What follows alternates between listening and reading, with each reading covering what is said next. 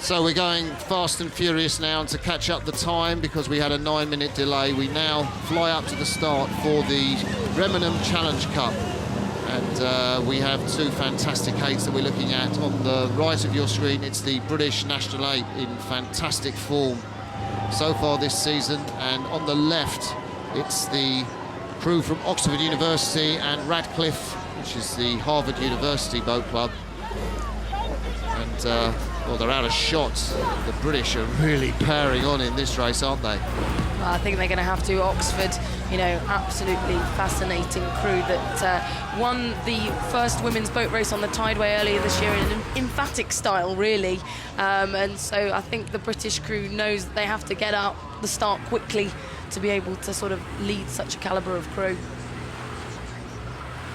So, if you're wondering what's happened, you've seen the start. We've gone live now to this race, which has made its way down the course. It's just 500 metres, and of course, by now, the British Women's 8 have powered into a very convincing lead over the women from Oxford University and Radcliffe crew, Harvard University. There we see the British women, Zoe de Toledo, looking back over her left shoulder to see where Oxford are. She will keep a check on that all the time, and she will tell her stroke woman in front of her, Zoe Lee, exactly what's going on. Zoe wearing the distinctive blue of Sport Imperial. And there, well, if you could just make out, I don't know if the camera's going to let us see, but probably one of the greatest female oarswomen of all time at stroke in the Oxford University boat, Cara Davis, 2 Olympic medals, Olympic gold medals, Beijing and in London 2012. And she is stroking that Oxford boat. She's the furthest away. She's the rather furthest away from us. There she is. You can see she's closest to us, and she's really leading into it, as in a very distinctive style. She is one of the world's greatest female oarswomen and shot to distinction, leading the Oxford women to the boat race victory.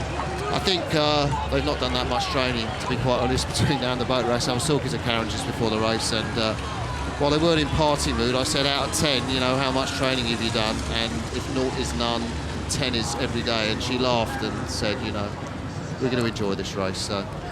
No, I was actually talking to Christine Wilson, who coaches the Oxford women. She was saying they've got 2 development athletes on board who learnt to row at Oxford. So, you know, they're seeking to push the standard of women's rowing in the UK to the ultimate highs. And, you know, she thinks that the boat race has ultimately done that this year, but they're not going to rest on their laurels. Christine's kind of motto and her pledge is to, you know, keep the girls stepping on, never settle for anything, and they're, you know, excited to test their speed against this fantastic crew, the GB Composite crew, bronze medalists from Europeans, and you know, you can see why. So it's all going to plan for the British crew. They head into tomorrow's final, where they will face, presumably, the mighty Canadians, world silver medalists. That's the matchup that the British wanted.